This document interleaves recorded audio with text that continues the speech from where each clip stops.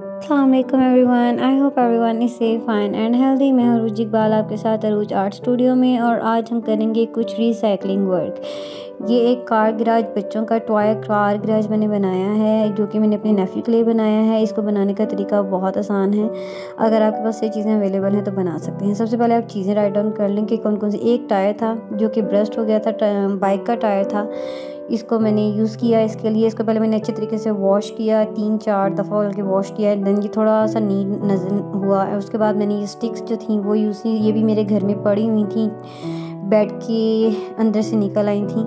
और ये एक रोप लाइट थी जो है, ये एक डेकोरेशन पीस में लगी हुई थी। वो डेकोरेशन पीस ख़राब हो गया था और उसकी लाइट जो है वो मैंने निकाल ली थी। और ये मैं इस टायर के अंदर वाली साइड पर लगाऊंगी, और आप इसको लगाने का तरीका आप आराम से देखेंगे कि किस तरीके से। और ये मैंने कुछ पेच लिए थे जो लगाने हैं इसके अंदर। सबसे पहले जो है मैं इसकी मेजरमेंट ले रही थी। जो वाइट थी ये थोड़ी, जो लाइट थी थोड़ी सी कम थी।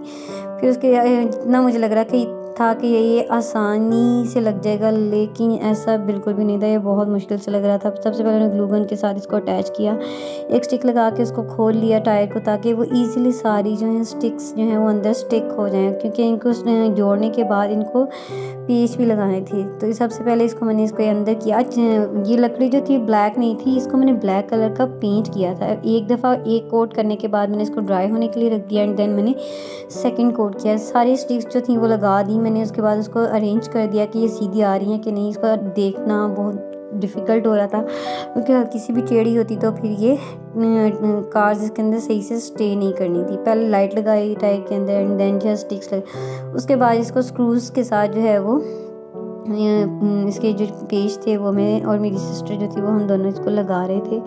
बेसिकली ज़्यादा कंफर्टेबल के सारा काम ही मेरी सिस्टर ने इसमें किया, मैंने कुछ भी नहीं किया। मैं बस जस्ट कह लें कि जी आइडिया दिया था और पेंट शेंट किया था, या फिर यूँ कह लें कि जी साथ इसकी सफाई की थी, इस तरह का काम किया था।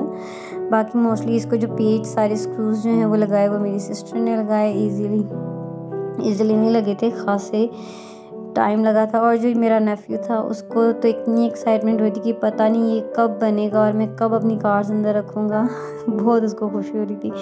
सिर्फ आपके पास ये 3 चीज़ें होनी चाहिए, एक टायर, वुडन स्टिक्स और लाइट। अगर लाइट नहीं भी है तो भी कोई मसला नहीं है, लेकिन लाइट की वजह से ये बहुत अच्छा लग रहा था। इस तरह से वो अपनी कार्स भी ले आया था मेरा नेफ्यू जल्दी से, कि मैं जो है ना इसके अंदर लगा लूँ अब जल्दी से। तो उसको उसकी एक्साइटमेंट जो है बहुत ज़्यादा थी इसको करके कि जो है मैं इसके अंदर कार्स रखूँगा। वो जैसे हम उसको खड़ा करके सेट करते थे, देखते थे कि ये सही आ रहा है कि नहीं आ रहा, वो उसमें कहीं मसला तो नहीं आ रहा, कोई टेढ़ा तो नहीं है, तो साथ ही चेक करता था।